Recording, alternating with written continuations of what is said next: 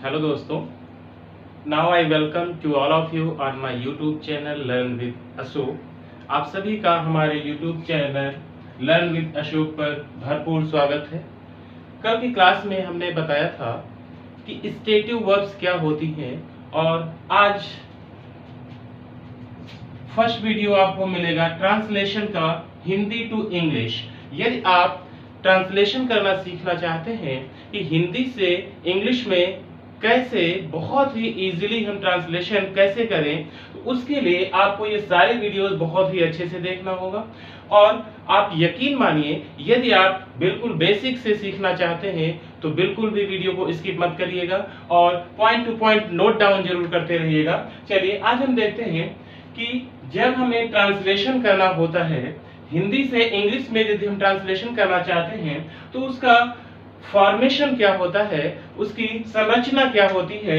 जैसे यहाँ पे मैंने नोट डाउन किया है कि हिंदी वाक्य संरचना, यदि कोई सेंटेंस हिंदी में लिखा हुआ है तो उसकी फॉर्मेशन क्या होती है, और उसी को जब आप इंग्लिश में लिखते हैं तो उसकी फॉर्मेशन क्या होती है, उसकी संरचना क्या होती है। ये पॉइंट बहुत ही इंपॉर्टेंट है। यदि आप इस तरीके से फॉर्मेट करते हैं तो यकीन मानिए कि बहुत ही इजीली आप सेंटेंसेस को हिंदी से इंग्लिश में ट्रांसलेट कर पाएंगे। ठीक है, जैसे यदि कोई हिंदी का सेंटेंस दिया हुआ है, आप ध्यान से समझिएगा इसको। यदि कोई हिंदी का सेंटेंस दिया हुआ है तो सबसे पहले हम क्या लिखते हैं, सब्जेक्ट लिखा होगा। हिंदी के सेंटेंस की बात कर रहा हूं, उसके बाद ऑब्जेक्ट या कॉम्प्लीमेंट दिया हुआ होगा, फिर लास्ट में वर्ब लिखा होगा। आप इसको एग्जांपल से देखिए। जैसे यहाँ पे मैंने लिखा वह, सब्जेक्ट क्या है, वह डॉक्टर है, तो डॉक्टर क्या है, हमारा ऑब्जेक्ट है, कॉम्प्लीमेंट है, या फिर वर्ब क्या है, हमारा है। मतलब पहले सब्जेक्ट दिया है, उसके बाद वो ऑब्जेक्ट या कॉम्प्लीमेंट दिया हुआ होगा, उसके बाद वर्ब दिया हुआ होगा। ठीक है, अब इसी सेंटेंस को जब हम इंग्लिश में राइट करते हैं तो क्या लिखेंगे, सब्जेक्ट बिगिनिंग में लिखेंगे प्लस वर्ब लिखेंगे। देखिए यहाँ वर्ब कहाँ है, लास्ट में थी, ऑब्जेक्ट कॉम्प्लीमेंट पहले आ जाता है, और उसी को जब हम इंग्लिश में लिखते हैं तो सब्जेक्ट पहले तो आता है, लेकिन उसके बाद क्या आ जाता है, वर्ब आ जाती है, और उसके बाद क्या आता है, ऑब्जेक्ट या कॉम्प्लीमेंट आता है। तो इस बात को हमें समझना है कि हिंदी से जब इंग्लिश में ट्रांसलेशन करते हैं तो हिंदी में लिखा होगा कि वह डॉक्टर है। ठीक है, और फिर है यहाँ पर लास्ट में आया है, कॉम्प्लीमेंट ऑब्जेक्ट वर्ब से पहले आ जाता है, लेकिन जब उसी को इंग्लिश में लिखेंगे तो सबसे पहले सब्जेक्ट लिखेंगे, फिर वर्ब लिखेंगे, फिर ऑब्जेक्ट या कॉम्प्लीमेंट लिखेंगे। जैसे वह डॉक्टर है तो ही इज डॉक्टर। ठीक है, तो यहाँ पर वर्ब पहले आ गया और कॉम्प्लीमेंट क्या हुआ, बाद में आ गया, ऑब्जेक्ट बाद में। यदि कॉम्प्लीमेंट होगा तो कॉम्प्लीमेंट राइट करेंगे, ऑब्जेक्ट होगा तो ऑब्जेक्ट राइट करेंगे। क्लियर। चलिए नेक्स्ट सेंटेंस एक और देखते हैं कि मैं पुस्तक लिखता हूं। अब देखिए यहाँ पर लिखने वाला कौन है, मैं यानी सब्जेक्ट। ठीक है, क्या करता हूं, लिखता हूं, लिखने का काम कर रहा, एक्शन हो रहा, एक्शन वर्ड है तो ये वर्ब हो जाता है। क्या लिखता हूं, पुस्तक लिखता हूं, तो पुस्तक क्या हो गया, ऑब्जेक्ट हो गया। ठीक, बट फॉर्मेशन देखिए, सब्जेक्ट पहले लिखा हुआ है, ऑब्जेक्ट पुस्तक पहले आ जाता है, और वर्ब कहां है, लास्ट में आता है। हिंदी फॉर्मेशन, इस चीज को पकड़िए आप। ठीक है, लेकिन जब इसी को आप इंग्लिश में ट्रांसलेशन करते हैं तो क्या हो जाता है, चेंज हो जाता है। सब्जेक्ट फिर वर्ब आ जाता है, उसके बाद ऑब्जेक्ट कॉम्प्लीमेंट आता है। जैसे यहां पर हमने लिखा आई राइट अ बुक, तो आई सब्जेक्ट हो गया, राइट वर्ब हो गया, अ बुक ऑब्जेक्ट हो गया। अब देखिए एक बात और समझनी है यहाँ पर कि जब हमने लिखा था वह डॉक्टर है, इसको ट्रांसलेट किया ही इज अ डॉक्टर, तो अब इसकी हिंदी देखिए क्या निकल रही है, ही वह, इज है डॉक्टर, वह है डॉक्टर, ये फॉर्मेशन बन रही है। ये भी हम इसको देखें, लेकिन हमें ये नहीं देखना है, हमें क्या लिखना है, वह डॉक्टर है। ठीक है, जैसे आई राइट अ बुक, मैं एक किताब लिखता हूं, तो यहाँ इंग्लिश में यदि इसको एज इट इज हम ट्रांसलेट करेंगे तो देखेंगे क्या बन रहा है, आई मैं राइट लिखता हूं, क्या, पुस्तक लिखता हूं, मैं लिखता हूं पुस्तक। तो ट्रांसलेशन में आप बिल्कुल ये ध्यान रखिएगा कि कभी भी एज इट इज जो वर्ड्स दिए हुए हैं उसको हम ट्रांसलेट नहीं करेंगे, हमें उसका सेंस देखना होगा। ट्रांसलेशन की सबसे इंपॉर्टेंट चीज ये होती है कि आप उसको सेंस के बेस पे बनाइए। यदि आप एज इट इज वर्ड को फॉलो करेंगे तो आप कभी भी ट्रांसलेशन नहीं बना सकते। इसीलिए यहां लिखा हुआ है कि मैं लिखता हूं पुस्तक, आई राइट अ बुक, नहीं, हमें ये रूल फॉलो नहीं करना है। ठीक है, हमें सेंस के अकॉर्डिंग क्या करना है, हिंदी से इंग्लिश में ट्रांसलेट करना है। ठीक है, तो ये चीज हो गई कि कैसे हिंदी वाक्य संरचना को हम अंग्रेजी में जब चेंज करते हैं, इंग्लिश में चेंज करते हैं, तो किस तरीके से सेंटेंस लिखे जाते हैं। मतलब हिंदी में होगा तो सब्जेक्ट होगा प्लस ऑब्जेक्ट कॉम्प्लीमेंट होगा प्लस वर्ब होगा, और जब इंग्लिश में ट्रांसलेट करते हैं तो सबसे पहले सब्जेक्ट होगा, फिर वर्ब होगा, फिर ऑब्जेक्ट कॉम्प्लीमेंट होगा। इस तरीके से सेंटेंसेस को हम राइट करते हैं। ठीक है, चलिए अब हम देख लेते हैं कि यदि किसी सेंटेंस को हमें लिखना है, मतलब ट्रांसलेट करना है हिंदी से इंग्लिश में, तो उसके लिए सबसे बेस्ट चीज क्या है। यदि सेंटेंस असर्टिव फॉर्म में दिया होगा तो आप सबसे पहले क्या लिखते हैं, सब्जेक्ट लिखते हैं। ये बात आप ध्यान रखिएगा। सबसे पहले ये सिंपल सेंटेंस है तो सब्जेक्ट लिखेंगे, उसके बाद आप क्या लिखेंगे, ऑक्सिलरी वर्ब लिखेंगे, ऑक्सिलरी वर्ब लिखेंगे, या फिर सब्जेक्ट के बाद कोई मॉडल ऑक्सिलरी वर्ब लिखेंगे, model auxiliary verb, subject plus auxiliary verb plus model auxiliary verb, कोई भी आ सकती है, मतलब helping verb. Auxiliary verb plus model auxiliary का मतलब क्या है, हेल्पिंग वर्ब। ठीक है, प्लस आप यहाँ पे मेन वर्ब लिखेंगे। ठीक है, मेन वर्ब के बाद आप क्या राइट करेंगे, ऑब्जेक्ट राइट करेंगे, प्लस कॉम्प्लीमेंट लिखेंगे, कॉम्प्लीमेंट या फिर अदर वर्ड्स। ठीक है, ये फॉर्मेशन आप सिंपल सेंटेंस में, असर्टिव सेंटेंस में करते हैं।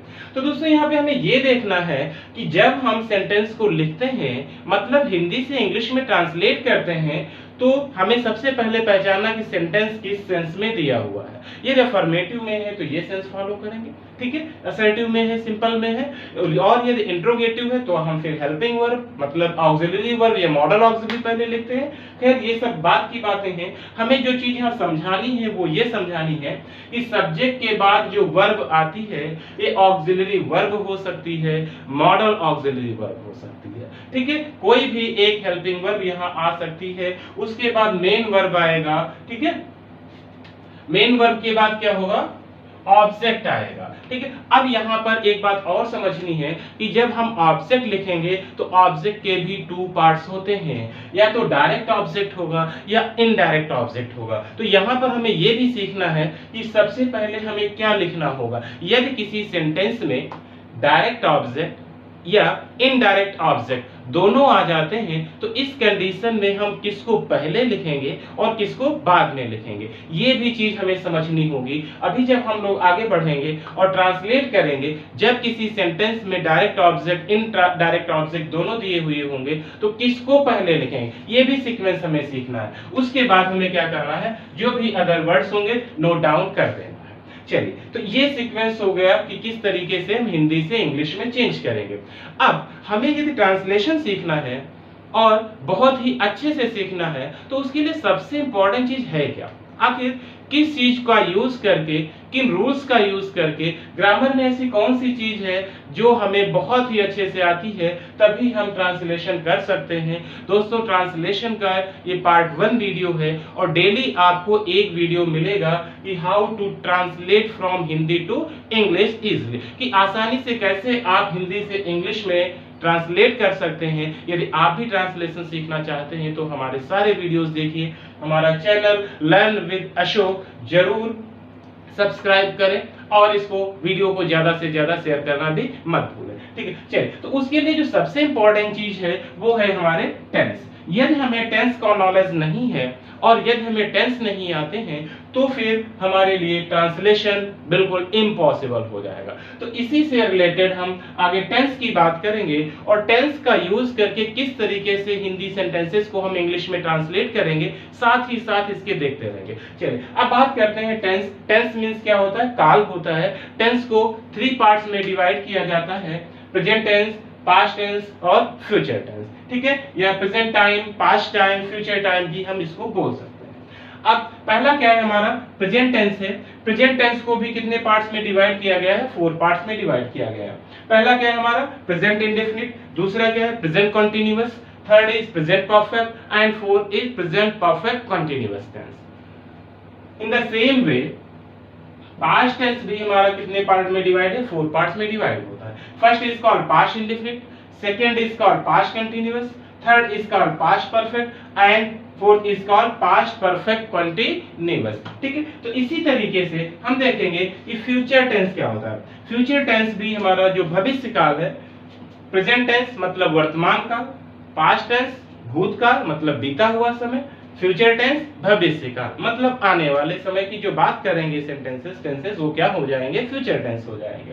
ठीक है, तो इसके भी 4 पार्ट्स होते हैं, future indefinite, future continuous, future perfect and future perfect continuous. तो दोस्तों इसके according means on the basis of tenses we will try to learn how to translate from Hindi to English, कि हिंदी से इंग्लिश में ट्रांसलेशन को कैसे हम चेंज करेंगे, कैसे ट्रांसलेट करेंगे। चलिए अब स्टार्ट करते हैं टेंस को, कि टेंस का जो फर्स्ट है प्रेजेंट टेंस, प्रेजेंट टेंस का जो पहला पार्ट है प्रेजेंट इंडेफिनिट, यहां से हम अपनी बात को आगे बढ़ाते हैं और आप लोग बिल्कुल नोट डाउन जरूर करते रहिएगा, अच्छे से नोट्स बनाइएगा। ठीक है,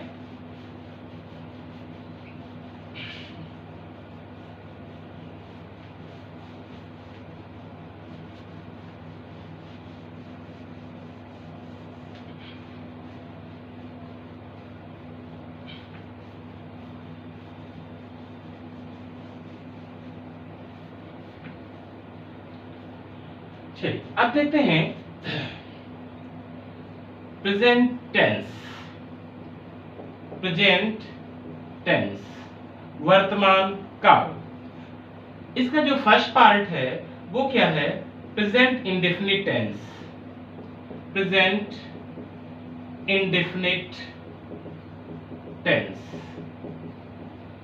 देखिए दोस्तों, यदि आपसे कोई बात करता है, यदि आपसे कोई पूछता है कि what is present indefinite tense, कि प्रेजेंट इंडेफिनिट टेंस क्या होता है, तो आप इसका क्या रिप्लाई देंगे? ध्यान से सुनिएगा कि प्रेजेंट इंडेफिनिट टेंस क्या होता है। तो प्रेजेंट इंडेफिनिट टेंस में ऐसा काम जो वर्तमान में चल रहा है या खत्म हो गया है, इसका कोई भी निश्चित रूप से सेंस हमें नहीं मिलता है, कि जैसे वो जाता है, वह पढ़ता है, तो ये नहीं पता है कि वो वर्तमान में बैठ के पढ़ ही रहा है या फिर वो पढ़ता है, मतलब एज ए स्टूडेंट वो पढ़ता है। तो जो काम वर्तमान में कंप्लीट हुआ है या चल रहा है, ऐसी स्थिति को बिल्कुल क्लियर नहीं होता है, तो वहां पर क्या हो जाता है? प्रेजेंट इंडेफिनिट टेंस होता है। आप ध्यान से समझिएगा कि प्रेजेंट इंडेफिनिट टेंस वो होता है जहां पर किसी भी कार्य को ना तो ये पता चलता है कि वो पूरा है या फिर ये भी नहीं पता चलता है कि वो चल रहा है, बट वर्तमान स्थिति बनी है, तो यहाँ पर क्या होता है? प्रेजेंट इंडेफिनिट टेंस होता है। इस बात को आप ध्यान से समझिएगा। और प्रेजेंट इंडेफिनिट के एंड में क्या आता है? ता है, ती है, ते है। ठीक है, ता है, ती है, ते है आदि शब्द का आना कंपलसरी होता है। मतलब हिंदी के सेंटेंसेस में यदि आप देखेंगे तो जो प्रेजेंट इंडेफिनिट के सेंटेंसेस होते हैं, टेंस होते हैं, जो सेंटेंस होते हैं, उनके एंड में ता है, ती है, ते है आदि शब्दों का यूज होता है। ठीक है, तो किस तरीके से हम प्रेजेंट इंडेफिनिट टेंस के सेंटेंसेस को देखेंगे, कि अब इसके पार्ट्स देखेंगे कि अफर्मेटिव का सेंटेंस होगा तो कैसे चेंज करेंगे, फिर नेगेटिव होगा तो कैसे चेंज करेंगे, interrogative, interrogative negative, double interrogative negative. तो एक एक एग्जांपल के माध्यम से, रूल के माध्यम से, अफर्मेटिव का रूल क्या होता है, यदि सेंटेंस कोई अफर्मेटिव में है तो उसे कैसे चेंज करेंगे, आइए देखते हैं। जैसे सेंटेंस यदि इंडेफिनिट का, मैं इंडेफिनिट की बात कर रहा हूं, अभी प्रेजेंट इंडेफिनिट की बात कर रहा हूं, और उसका जो पहला रूल है अफर्मेटिव, आप नोट करते रहिएगा। अफर्मेटिव सेंटेंस ये दिया हुआ है तो कैसे चेंज करेंगे, तो इसका रूल सबसे इंपॉर्टेंट है कि हम इसका सबसे पहले रूल लिख लें। अफर्मेटिव का रूल क्या होता है? Subject plus V1 R V5। इसको अभी मैं क्लियर कर दूंगा कि V1 क्या होता है, V5 क्या होता है, plus object plus other words. देखिए इस बात को समझने की कोशिश करिए कि यदि कोई अफर्मेटिव सेंटेंस है, प्रेजेंट इंडेफिनिट टेंस का, तो सबसे पहले हम क्या करेंगे, सब्जेक्ट लिखेंगे, उसके बाद हम V1 लिखेंगे। V1 का मतलब होता है वर्ब की फर्स्ट फॉर्म, या फिर हम V5 लिखेंगे, वर्ब की फिफ्थ फॉर्म, ठीक है। उसके बाद ऑब्जेक्ट लिखेंगे, उसके बाद अदर वर्ड्स लिखेंगे। अब देखिए V1 क्या होता है और V5 क्या होता है, थोड़ा सा मैं इसको क्लियर कर दूं कि जो वर्ब की रूट फॉर्म होती हैं, जो वर्ब की डिक्शनरी फॉर्म होती हैं, जो वर्ब की बेस फॉर्म होती हैं, वो सभी वर्ब की फर्स्ट फॉर्म होती हैं। ये बात ध्यान से समझिए। जैसे मैंने यहाँ पर लिखा गो, तो ये क्या है, रूट फॉर्म है, बेस फॉर्म है, डिक्शनरी फॉर्म है, तो ये क्या हो जाएगा, वर्ब की फर्स्ट फॉर्म कहलाएगा, ठीक है। और जब कभी वर्ब की फर्स्ट फॉर्म में, रूट फॉर्म में यस, ईएस, आईईएस लगा देते हैं तो वो बन जाती है वर्ब की फिफ्थ फॉर्म। ध्यान से समझिएगा इस बात को। जैसे हमने यहां पर लिखा जंप, या फिर हमने यहां पर लिखा राइट, इस बात को समझने की कोशिश करिएगा। जैसे हमने यहां पर लिखा टीच, 2-3 एग्जांपल ले रहे हैं। अब यहां पर गो है, रूट फॉर्म है, मतलब वर्ब की फर्स्ट फॉर्म है। जंप है, मतलब रूट फॉर्म है, फर्स्ट फॉर्म है, वर्ब की फर्स्ट फॉर्म। राइट है, वर्ब की फर्स्ट फॉर्म है, V1। टीच है, वर्ब की फर्स्ट फॉर्म है, रूट फॉर्म है, बेस फॉर्म है, तो V1 हो जाएगा। अब हमें इसको बनाना है, वर्ब की फिफ्थ फॉर्म में चेंज करना है, तो हमने यहां जब लगा दिया, ES लगा दिया, तो ये क्या बन गया, वर्ब की फिफ्थ फॉर्म बन गई, ठीक है। जैसे वर्ब की फर्स्ट फॉर्म होती है, जैसे मैंने कहा गो फर्स्ट फॉर्म है, गो क्या है, फर्स्ट फॉर्म है। इसकी सेकंड फॉर्म क्या है, वेंट हो जाती है। थर्ड फॉर्म क्या है, गॉन हो जाती है। फोर्थ फॉर्म क्या है, गोइंग हो जाती है। और इसी तरीके से इसकी फिफ्थ फॉर्म को क्या बोलेंगे, गोज बोलेंगे। तो इस तरीके से हम देख रहे हैं दोस्तों कि वर्ब की फिफ्थ फॉर्म होती है, first form, second form, third form, fourth form, fifth form. जब वर्ब में यस लग जाए, ईएस लग जाए, आईईएस लग जाए, तो वो क्या बन जाती है, V5 बन जाती है। ये बात आप बिल्कुल समझिएगा। नेक्स्ट है जंप, हमें इसको वर्ब की फिफ्थ फॉर्म में चेंज करना है, क्या कर देंगे, जंप्स, यस लगा दिया, तो यहाँ ईएस लगा दिया, यस लगा दिया। राइट, यस लगा दिया, राइट्स क्या बन गई, वर्ब की फिफ्थ फॉर्म। टीचर्स, ईएस लगा दिया, तो वर्ब की फिफ्थ फॉर्म बन गया। तो ये भी एक रूल होता है कि कब हम वर्ब की फर्स्ट फॉर्म को फिफ्थ फॉर्म में जब बदलते हैं तो कब यस लगाते हैं, कब ईएस लगाते हैं, कब आईईएस लगाते हैं। तो इसको शॉर्ट में मैं बता दे रहा हूं कि जब किसी वर्ब के एंड में हिसिंग वर्ड्स आ जाते हैं, है ना, जैसे यस है, यस यस है, सी एच है, यस यच है, या फिर ओ है, तो इस ऐसी वर्ब्स के एंड में हमेशा हम क्या लगाते हैं, ईएस लगाते हैं। और जब किसी वर्ब के एंड में क्या आ जाता है, वाई आ जाता है, बट इसके पहले कोई कॉन्सोनेंट होता है, तो हम वाई को चेंज कर देते हैं आईईएस में। एक एग्जांपल यहां पर दे दूं, जैसे ट्राई, ठीक है, एंड में क्या आया हुआ है, वाई है, और वाई से पहले क्या है, आर है, मींस कंसोनेंट है, तो ट्राई किस में बदल जाएगा, TRIES, ठीक है, क्लियर। जैसे एक और एग्जांपल यहीं पे ले लेते हैं, फ्लाई है ना, एंड में क्या है, वाई है, वाई से पहले क्या है, कंसोनेंट है, मतलब वाई किस में बदल जाएगा, IES में, FLIES। तो दोस्तों इस तरीके से हम क्या करेंगे, बहुत ही इजीली किसी भी रूट फॉर्म को, बेस फॉर्म को, मतलब वर्ब की फर्स्ट फॉर्म को वर्ब की फिफ्थ फॉर्म में चेंज कर देते हैं। इन दो रूल को छोड़कर बाकी जो भी वर्ड्स बचते हैं सभी के में क्या लग जाता है, ES लग जाता है। तो ये रूल आप ध्यान रखिएगा कि एंड में वाई हो, वाई से पहले कंसोनेंट हो। जैसे एक मैं और इसका एक्सेप्शन दे दूं, यदि आप देखेंगे यहाँ पर मैंने लिखा प्ले। अब देखिए एंड में वाई तो आया है, लेकिन इसके पहले कंसोनेंट नहीं है, वॉवेल है, तो हम कभी भी IES नहीं लगाएंगे, क्या कर देंगे, यस लगा देंगे। तो ये बात हमें बहुत आसानी से समझ में आ गई होगी कि किस तरीके से एक वर्ब की फर्स्ट फॉर्म को वर्ब की फिफ्थ फॉर्म में चेंज करते हैं। अब देखिए दोस्तों, यहीं पर हमें एक बात और समझ लेनी है कि जो वर्ब की, आप ध्यान से समझिएगा, यदि आपको बिल्कुल भी डाउट नहीं रहेगा, कोई भी डाउट है तो आप कमेंट बॉक्स में कमेंट करके जरूर क्वेश्चन पूछिए कि ये चीज हमें समझ में नहीं आई। तो आप इस बात को समझिएगा कि जो वर्ब की फर्स्ट फॉर्म होती हैं वो सब की सब प्लूरल होती हैं। आप नोट डाउन कर लीजिए, इसको बिल्कुल लिख लीजिए कि जो वर्ब की फर्स्ट फॉर्म जितनी भी होती हैं वो सब की सब ऑलरेडी क्या होती हैं, प्लूरल फॉर्म में होती हैं। आप इसको समझिएगा। मैं अभी एक नाउन का एग्जांपल देके आपको समझाऊंगा।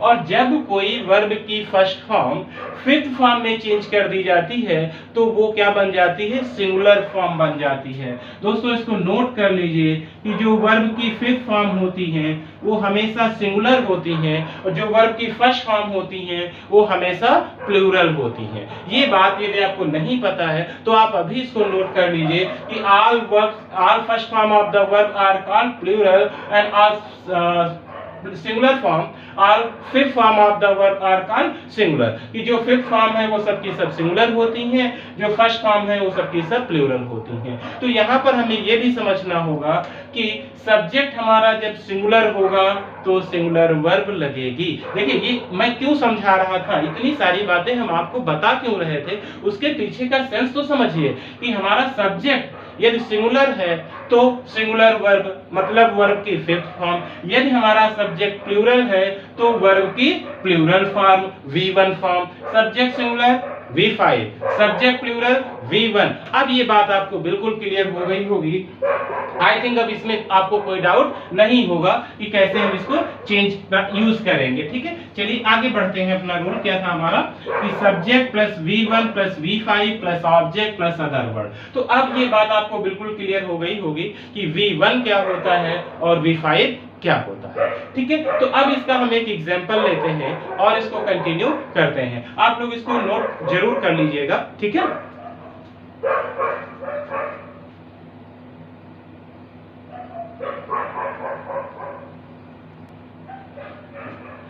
तो इसको हमें देखना है कि subject plus V1 plus V5 plus object plus other word. अब जैसे एक एग्जांपल लेते हैं इसका, आप ध्यान से समझिएगा इसको। जैसे मैंने लिखा वह किताब पढ़ता है, वह किताब पढ़ता है। अब इसको आप ध्यान से समझिए। एंड में देखिए आपको क्या मिल रहा है, ता है ती है में से कोई ना कोई वर्ड आपको मिलेगा। ता है वो किताब पढ़ता है मतलब वो किताब पढ़ता है, प्रेजेंट इंडेफिनिट का सेंटेंस है। तो यहां पर हमने बताया था कि सबसे पहले क्या लिखेंगे, हम सब्जेक्ट लिखेंगे। अब देखिए सब्जेक्ट क्या होता है, जो किसी काम को करने वाला होता है या जिसके बारे में हम बात करते हैं। सब्जेक्ट को आप चाहे नोट कर लीजिए कि सब्जेक्ट क्या है, कि जो काम करने वाला होता है उसे हम सब्जेक्ट कहते हैं, या फिर जिसके बारे में हम बात करते हैं उसे सब्जेक्ट कहते हैं। ठीक है, तो यहाँ पर काम क्या हो रहा है, पढ़ने का। तो जो पढ़ना एक्शन दिखा रही है तो ये वर्ब हो गई। अब क्या पढ़ा जा रहा है, किताब पढ़ी जा रही तो ये ऑब्जेक्ट हो गया। कौन पढ़ रहा है, वह पढ़ रहा है तो ये क्या हो गया, सब्जेक्ट। मतलब काम करने वाला कौन है, वह है, तो वह हमें क्या मिल गया, सब्जेक्ट मिल गया। ये बात आपको समझ में आ गई होगी। अब देखिए यहाँ पर कि जो ही है, जो सब्जेक्ट है वो सिंगुलर है या प्लूरल है, तो आप पाएंगे कि ये सिंगुलर है। तो अभी मैंने बताया था, आप याद करिए कि जब हमारा सब्जेक्ट क्या होगा, सिंगुलर होगा, तो आगे आने वाली वर्ब भी क्या होगी, सिंगुलर होगी। अभी मैंने बताया था। तो आप एक रूल लिख सकते हैं कि yes with yes and P with P, मतलब सिंगुलर सब्जेक्ट के साथ सिंगुलर सब्जेक्ट, प्लूरल सब्जेक्ट के साथ प्लूरल वर्ब, सिंगुलर सब्जेक्ट के साथ सिंगुलर वर्ब और प्लूरल सब्जेक्ट के साथ प्लूरल वर्ब। ठीक है, मैं गलती से मेरे मुंह से सिंगुलर वर्ब की जगह पर सिंगुलर क्या है, नाउन वो सब्जेक्ट निकल गया था। ठीक है, तो singular subject singular verb, plural subject plural verb. ठीक है, तो अब देखिए यहाँ पर क्या हमारा सब्जेक्ट जो है वो सिंगुलर है, ही है। तो क्या करेंगे हम, आप देखिए रीड है, पढ़ने को क्या लिखते हैं, रीड लिखते हैं। तो आप बताइए ये V1 है या V5 है, अभी मैंने बताया था। तो ये V1 है, तो V5 मतलब हमें इसको सिंगुलर में बदलना है, तो उसके लिए क्या करेंगे, यस लगा देंगे। अब ये बन गई V5 वर्ब की फिफ्थ फॉर्म मतलब सिंगुलर फॉर्म। यदि हम बोले वर्ब की फिफ्थ फॉर्म या बोले सिंगुलर फॉर्म, दोनों का मतलब सेम है। ही रीड्स अ बुक, वो क्या पढ़ता है, किताब पढ़ता है। तो दोस्तों ये ऑब्जेक्ट हो गया, वर्ब हो गया और सब्जेक्ट हुआ। अभी याद करिए मैंने बताया था कि हिंदी का जो सेंटेंस होता है वो सब्जेक्ट होगा, फिर क्या ऑब्जेक्ट होगा या कॉम्प्लीमेंट होगा, फिर वर्ब होगा। देखिए वही रूल फॉलो हो रहा है। और इंग्लिश में क्या होगा, सब्जेक्ट होगा, फिर वर्ब होगा, फिर ऑब्जेक्ट या कॉम्प्लीमेंट होगा। तो हमें जो हिंदी सेंटेंस दिया है ट्रांसलेशन में कभी भी एज इट इज उससे नहीं ट्रांसलेट करेंगे। तो आई थिंक ये समझ में आ गया होगा। एक एग्जांपल और ले लेते हैं इसका हम, जैसे राम, एक प्लूरल का एग्जांपल लेते हैं। यहां पर सिंगुलर सब्जेक्ट था, एक प्लूरल का एग्जांपल ले लेते हैं। वे अपना काम करते हैं, वे अपना काम करते हैं। देखिए यहां पर अब क्या है, सब्जेक्ट हमारा क्या मिल रहा है, वे है। वे का मतलब दे मतलब प्लूरल। अब हमारा सब्जेक्ट जो है वो प्लूरल है, दे है। तो आप बताइए जब सब्जेक्ट प्लूरल होगा तो आगे आने वाली वर्ब भी प्लूरल होगी, ये हमेशा ध्यान रखिएगा। तो वर्ब क्या है, करना, ठीक है। करने को क्या बोलते हैं, डू। तो दे डू, वे करते हैं, क्या करते हैं, अपना काम। तो दे के लिए जब अपने की इंग्लिश लिखेंगे तो देयर हो जाएगा, दे डू देयर वर्क, वे अपना काम करते हैं। अब देखिए अब यहां पर देखिए कि दे सब्जेक्ट हमारा है, ठीक है, और प्लूरल है, क्या है, प्लूरल है। और वर्ब क्या है हमारी, यहां पर वर्ब भी प्लूरल है, V1 आ गई। और जितनी V1 होती हैं वो सब की सब क्या कहलाती हैं, प्लूरल कहलाती हैं। तो यहां पर आप समझ सकते हैं कि दे डू देयर वर्क मतलब प्लूरल सब्जेक्ट प्लूरल वर्ब, यहां सिंगुलर सब्जेक्ट सिंगुलर वर्ब, मतलब यहां V1 है और यहां V5 है। तो दोस्तों ये आपको बिल्कुल समझ में आ रहा होगा कि किस तरीके से हम जो प्रेजेंट इंडेफिनिट के अफर्मेटिव सेंटेंसेस हैं उनको लिखेंगे। बस आपको ये याद रखना है, सब्जेक्ट V1 या फिर V5 दोनों में से कोई एक, according to subject. Subject singular है तो V5, प्लूरल है तो V1, plus object plus other. इसको नोट कर लीजिए, अफर्मेटिव रूल नोट कर लीजिए, subject plus V1 V5 plus object plus other word, याद कर लीजिए, सब्जेक्ट प्लस V1 या V5 plus object plus other word. चलिए अब इसी का मतलब प्रेजेंट इंडेफिनिट का नेक्स्ट रूल हम बात करते हैं, जो नेगेटिव सेंस में दिया होगा तो आप कैसे सेंटेंसेस को चेंज करेंगे, ठीक है।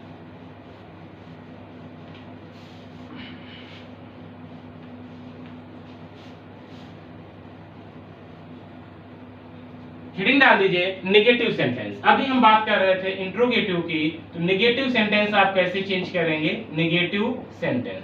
नेगेटिव सेंटेंस में क्या होगा, इसका रूल नोट कर लीजिए। सब्जेक्ट, सबसे पहले हम क्या लिखेंगे, सब्जेक्ट लिखेंगे, प्लस हेल्पिंग वर्ब लिखेंगे, हेल्पिंग वर्ब लिखेंगे। हेल्पिंग वर्ब क्या होती है, इसमें डू होगा या फिर डज होगा, डू होगा या फिर डज होगा, ये ध्यान रखिएगा आप लोग। हेल्पिंग वर्ब क्या आ जाएगी, डू डज आ जाएगी, प्लस नॉट आ जाएगा, प्लस V1 आएगा, ये बात ध्यान रखिएगा। अभी एक एग्जांपल के माध्यम से बताएंगे, हमेशा V1 आएगा, प्लस ऑब्जेक्ट आएगा, प्लस अदर वर्ड। हमने शॉर्ट में लिख दिया है OW मतलब अदर वर्ड, ठीक है। तो अब ध्यान दीजिए आप लोग यहाँ पर कि मैंने लिखा है कि हेल्पिंग वर्ब डू और डज। तो सब्जेक्ट क्या होगा, आप ध्यान दीजिएगा, जब सब्जेक्ट हमारा सिंगुलर होगा, आप यहाँ पे भी देख सकते हैं कि ये डू है मतलब वर्ब की फर्स्ट फॉर्म है, और यहाँ डज है ES लग गया तो V5 बन गया। तो अब हमें बात समझ में आ गई होगी कि जब ये डज है मतलब सिंगुलर वर्ब, ये डू है मतलब रूट फॉर्म है, बेस फॉर्म है, V1 है मतलब प्लूरल फॉर्म। तो जब सब्जेक्ट हमारा प्लूरल होगा तो V1, सब्जेक्ट हमारा सिंगुलर होगा तो V5, मतलब सिंगुलर के साथ हेल्पिंग वर्ब डज और प्लूरल के साथ हेल्पिंग वर्ब डू। ये बात मैंने पहले भी समझाई थी कि कैसे हम एक प्लूरल वर्ब को सिंगुलर में चेंज करते हैं, जस्ट अपोजिट ऑफ नाउन। जैसे आप कोई नाउन को सिंगुलर से प्लूरल में चेंज करते हैं, जैसे हमने यहाँ पर लिख दिया बुक, बुक क्या है, नाउन है, और इसे आप बदलना चाहते हो प्लूरल में तो आप क्या कर देते हो, यस लगा देते हो। इसी तरीके से जब किसी प्लूरल वर्ब को, क्योंकि जितनी भी वर्ब हैं सबकी सब प्लूरल फॉर्म में ही होती हैं, तो नाउन को आप सिंगुलर से प्लूरल में जैसे बदलते हो उसी तरीके से वर्ब, प्लूरल वर्ब को आप क्या करोगे, सिंगुलर वर्ब में चेंज करोगे, ठीक है। तो ये बात आपको ध्यान रखनी है कि अपोजिट ऑफ नाउन होता है। चलिए इसका एग्जांपल ले लेते हैं। अभी मैंने कहा था वे अपना काम करते हैं, अब मैंने उसी सेंटेंस को ले लिया, यहाँ पर वे अपना काम नहीं करते हैं, वे अपना काम नहीं करते हैं, ठीक है। चलिए अब देखिए यहाँ पर सब्जेक्ट हमारा क्या मिल रहा है, हमको दे मिल रहा है, ठीक है। सब्जेक्ट हो गया, प्लस हेल्पिंग वर्ब लिखेंगे, अब डू लिखेंगे या फिर डज लिखेंगे। तो आपको तो पता है कि जब सब्जेक्ट हमारा प्लूरल होगा तो V1 लिखेंगे मतलब प्लूरल वर्ब ही लिखेंगे, तो दे डू। अब क्या करना है, डू या डज में से कुछ एक लिखना था, फिर नॉट लिख देना है, दे डू नॉट अब क्या लिखना है, V1 करने, करने की इंग्लिश भी क्या होती है, डू होती है, करने की वर्ब है हमारा करना। तो दे डू नॉट डू, वे नहीं करते हैं, क्या नहीं करते हैं, अपना काम। अपने के लिए दे आया है सब्जेक्ट तो देयर लिखेंगे, यदि ही होता तो हिज लिखते, शी होता तो हर लिखते, आई होता तो माई लिखते, तो दे है तो क्या लिख देंगे, देयर लिख देंगे। ठीक है, देयर वर्क। दोस्तों बहुत आसानी से आप ट्रांसलेट कर सकते हैं, बिल्कुल भी टफ नहीं है। बस आप बेस से, बिल्कुल मैंने शुरुआत से बताना स्टार्ट किया है आपको, आप बिल्कुल देखते रहिए और नोट डाउन जरूर करते रहिए। एक एग्जांपल हम नेगेटिव का और देखते हैं। जैसे यहां पर मैंने लिखा, वह पत्र नहीं पढ़ता है, नहीं पढ़ता है। ठीक है, तो क्या करेंगे, यहां पर देखिए सब्जेक्ट क्या आ गया हमारा, सिंगुलर आ गया। तो जब सब्जेक्ट सिंगुलर होगा तो अभी मैंने बताया था V5 मतलब सिंगुलर वर्ब। तो ही डज नॉट रीड, वर्ब की फर्स्ट फॉर्म याद रखिएगा V1 है ना, सब्जेक्ट हो गया, हेल्पिंग वर्ब डू डज में से डज हो गया क्योंकि सब्जेक्ट सिंगुलर है, प्लस नॉट हो गया यहाँ पर, प्लस V1 हो गया, रीड लिखेंगे, रीड्स नहीं लिख सकते क्योंकि पहले से डज आ चुका है, रीड। अब आगे क्या बच रहा है, a book, he does not read a book, वह एक किताब, वह sorry letter, he does not read a letter, वह पत्र नहीं पढ़ता है। तो आसानी से आप देख रहे हैं कि किस तरीके से आप नेगेटिव सेंटेंस को याद कर सकते हैं, बना सकते हैं। बस आपको ये फॉर्मेट याद होना चाहिए, subject plus helping verb do does plus not plus V1 plus object plus other verb. चलिए अब इसी का हम इंट्रोगेटिव सेंटेंस देख लेते हैं कि इंट्रोगेटिव सेंटेंस होगा तो आप कैसे फॉर्मेट करेंगे, कैसे बनाएं। रूल जरूर नोट करिएगा, एक लाइन है आप याद कर सकते हैं उसको आसानी से, फिर आपको कोई प्रॉब्लम नहीं आने वाली। ठीक है, चलिए प्रेजेंट इंडेफिनिट टेंस की बात कर रहे हैं हम लोग अभी। प्रेजेंट इंडेफिनिट टेंस में हमारा अफर्मेटिव हो चुका है, नेगेटिव हो चुका है। अब हम बात करेंगे इंट्रोगेटिव सेंटेंस की कि इंट्रोगेटिव सेंटेंस होगा तो आप कैसे उसे बनाएंगे, कैसे उसे ट्रांसलेट करेंगे, इंट्रोगेटिव सेंटेंस। ठीक है, अब इंट्रोगेटिव सेंटेंस का रूल क्या होता है दोस्तों, सबसे पहले आप लिखेंगे हेल्पिंग वर्ब। क्या लिखेंगे, हेल्पिंग वर्ब, प्लस आप लिखेंगे सब्जेक्ट, सब्जेक्ट प्लस क्या लिखेंगे आप, V1, ध्यान रखिएगा V1 ही आएगा, प्लस क्या लिखेंगे आप, ऑब्जेक्ट लिखेंगे, प्लस क्या लिखेंगे आप, अदर वर्ड। अदर वर्ड को मैंने शॉर्ट में लिख दिया है, प्लस आप क्वेश्चन मार्क का यूज जरूर करेंगे क्योंकि इंट्रोगेटिव सेंटेंस के एंड में क्वेश्चन मार्क का होना बिल्कुल कंपलसरी है। ठीक है, चलिए अब जैसे मैंने अभी सेंटेंस लिखा था, आपको बताया था कि वे अपना काम नहीं करते हैं, तो यदि हम इसी सेंटेंस को बोल दें थोड़ा आसान होगा आप लोगों के लिए। क्या वे अपना काम करते हैं, क्या वे अपना काम करते हैं। देखिए क्या वे अपना काम करते हैं, तो यहां पर अब क्या लग गया है, मतलब सेंटेंस इंट्रोगेटिव हो गया। तो मैंने बताया कि हेल्पिंग वर्ब पहले लिखेंगे, आपको बहुत अच्छे से पता है कि helping verb present indefinite tense में क्या लगाते हैं हम, डू और डज, डू और डज लगाते हैं, अभी मैंने बताया था। तो यदि सब्जेक्ट हमारा, अब सब्जेक्ट बाद में आ गया, हेल्पिंग वर्ब पहले सब्जेक्ट बाद में, तो यदि सब्जेक्ट हमारा सिंगुलर है तो सिंगुलर डज, यदि सब्जेक्ट प्लूरल है तो डू। ठीक है, तो वे की बात कर रहा है तो वे के साथ पहले क्या आ जाएगा, डू आ जाएगा। देखिए हेल्पिंग वर्ब मैंने लिख दिया, डू डज में से एक, जैसा सब्जेक्ट होगा, सिंगुलर है तो डज, प्लूरल है तो डू, तो डू लिख दिया। अब क्या लिखना हमको, सब्जेक्ट, सब्जेक्ट क्या है, दे, डू दे। अब क्या कर रहा है, हमें क्या लिखना है, V1 लिखना है। तो V1 क्या हो जाएगा, करने की इंग्लिश भी क्या होती है, डू ही होती है, तो वर्ब की फर्स्ट फॉर्म ही होगी, तो डू दे डू। अब क्या करते हैं, अपना काम, क्या हो जाएगा, देयर वर्क। ठीक है, their work, do they do their work, last में क्वेश्चन मार्क कंपलसरी। ठीक, do they do their work, क्या वे अपना काम करते हैं। और दोस्तों यदि यहीं पर इसी सेंटेंस को इंट्रोगेटिव नेगेटिव में बनाना होता तो हम लिखते क्या वे अपना काम नहीं करते हैं, तो क्या बन जाता, do they not do their work, बस नॉट इंक्लूड कर देते, यहां पर आसानी से बन जाता। एक सेंटेंस और इसका ले लेते हैं, क्या राधा पत्र पढ़ती है। देखिए क्या राधा पत्र पढ़ती है। अब यहां पर हमने राधा ले लिया, मतलब सिंगुलर सब्जेक्ट हो गया, तो जब सिंगुलर हो गया तो हम क्या लगाएंगे, डज लगाएंगे। तो क्या बन जाएगा, डज राधा रीड, वर्ब की फर्स्ट फॉर्म याद रखिएगा, V1 लगेगा। Does Radha read a letter, does Radha read a letter, तो क्वेश्चन मार्क। तो आसानी से आप इसको बना सकते हैं। और इसका लास्ट रूल, लास्ट इसका रूल अब बाकी है जिसको हम बता दे रहे हैं आपको, कि आप जब इंट्रोगेटिव बनाइएगा, इंट्रोगेटिव नेगेटिव में कोई प्रॉब्लम नहीं है, आप इसी में इंक्लूड कर सकते हैं। जहां पर आप लिखते हैं सब्जेक्ट, सब्जेक्ट के बाद तुरंत आप नॉट लगा दीजिएगा, ये इंट्रोगेटिव सेंटेंस इंट्रोगेटिव नेगेटिव बन जाएगा। मतलब क्या वे अपना काम नहीं करते हैं, तो क्या बन जाएगा, डू दे नॉट। दे के बाद क्या करिएगा, नॉट लगाइएगा, सब्जेक्ट के बाद आपका इंट्रोगेटिव नेगेटिव बन जाएगा। चलिए अब हम बात कर लेते हैं इंट्रोगेटिव मतलब डबल इंट्रोगेटिव सेंटेंस की बात कर लेते हैं, DIN की बात कर लेते हैं, डबल इंट्रोगेटिव नेगेटिव सेंटेंस की बात कर लेते हैं। ठीक है, उसी में आपके दोनों रूल आ जाएंगे, इसीलिए हम डबल इंट्रोगेटिव नेगेटिव बता दे रहे हैं, इंट्रोगेटिव नेगेटिव नहीं बता रहे, क्योंकि उसी में ये भी इंक्लूड है, इसलिए ज्यादा लिखने की जरूरत आपको नहीं है। ठीक है, जैसे हेडिंग डाल दीजिए, इंट्रोगेटिव नेगेटिव सेंटेंस की जगह पर हम शॉर्ट में लिखेंगे DIN, जिसका मतलब होता है डबल, ऐसे भी दे देता है, डबल इंट्रोगेटिव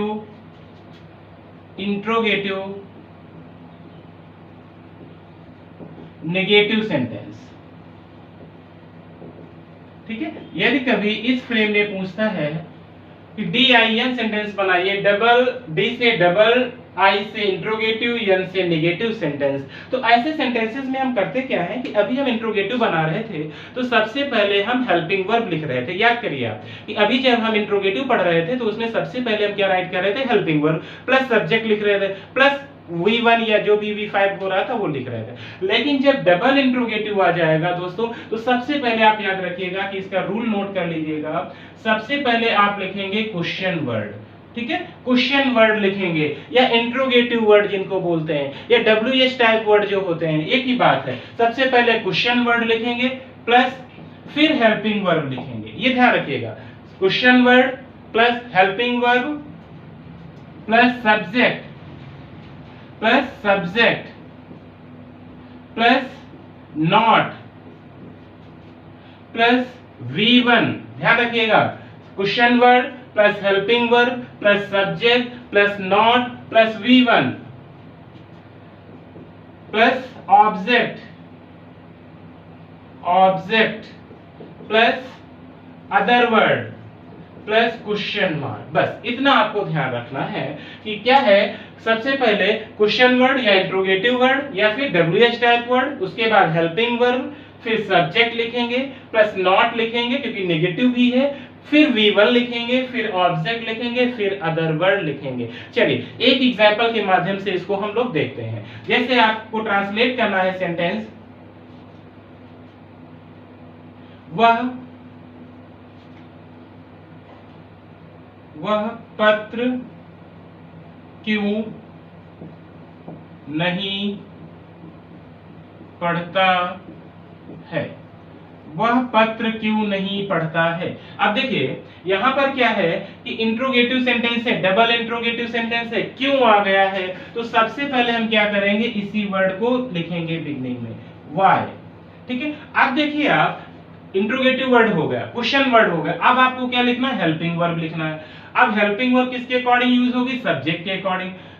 अब देखिए सब्जेक्ट है क्या, कौन नहीं पढ़ता है, तो वह नहीं पढ़ता है। वह क्या है, सिंगुलर है, एक वचन है, तो आप डज लगाएंगे, पता है। तो हेल्पिंग वर्ब, क्योंकि क्वेश्चन वर्ड के बाद किसका नंबर, हेल्पिंग वर्ब, तो हेल्पिंग वर्ब हो गई, क्वेश्चन वर्ड हो गया, हेल्पिंग वर्ब डज हो गया, प्लस सब्जेक्ट क्या है हमारा, ही है, तो वह है तो ही हो गया, वाई डज ही।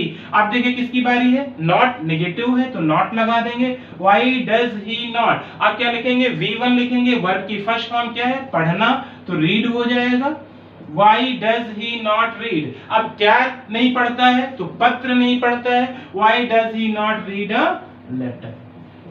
ठीक है, तो लास्ट में क्वेश्चन मार्क। तो आपने देखा किस तरीके से बहुत ही आसानी से सेंटेंस बन गया, देखने में भारी लग रहा था, वह पत्र क्यों नहीं पढ़ता है, why does he not read a letter. एक एग्जांपल और इसका देख लेते हैं, लास्ट एग्जांपल इस वीडियो का देख लेते हैं। जैसे वे, एक प्लूरल का ले लेते हैं, वे अपना काम क्यों नहीं करते हैं, क्यों नहीं करते हैं, ठीक है। चलिए, वे अपना काम क्यों नहीं करते हैं, तो यहाँ पर क्या है, ता है, थी है, ते है, हम तुरंत पहचानेंगे present indefinite tense, simple present जिसे भी कहते हैं। तो अब देखिए बेटा यहाँ पर क्या आया हुआ, क्यों आया हुआ है, तो क्यों के लिए क्या लिखेंगे, व्हाई, मतलब हमारा क्वेश्चन वर्ड हो गया प्लस हेल्पिंग वर्ब। अब हेल्पिंग वर्ब आपको पता है डू डज का यूज करते हैं। यदि सब्जेक्ट हमारा सिंगुलर है तो डज, सब्जेक्ट प्लूरल है तो डू, ठीक है। तो अब क्या है, वे आ गया है, तो वे सिंगुलर है या प्लूरल है, तो प्लूरल है, तो इसके लिए हम क्या करेंगे, डू का यूज करेंगे। व्हाई डू, देखो क्वेश्चन वर्ड हो गया प्लस हेल्पिंग वर्ब भी हो गया। अब किसकी बारी, सब्जेक्ट की। सब्जेक्ट क्या है, वे के लिए क्या लिखेंगे, दे, व्हाई डू दे। अब क्या है, नॉट लिखेंगे, तो नॉट लिख दीजिए, व्हाई डू दे नॉट। अब V1 क्या हो जाएगा, डू ही हो जाएगा, why do they not do, किसका काम, अपना काम, तो देयर वर्क। लास्ट में question mark, why do they not do their work. तो दोस्तों इस तरीके से हमारा सिंपल प्रेजेंट टास्क कंप्लीट हो जाता है। नेक्स्ट वीडियो में हम आपको पास्ट और फ्यूचर से related sentences, rule plus translation sentences के माध्यम से आपको बताएंगे। इसी तरीके से आप हमारा वीडियो देखते रहिए और अपने दोस्तों को शेयर करना बिल्कुल मत भूलिए। Thank you so much for watching this video.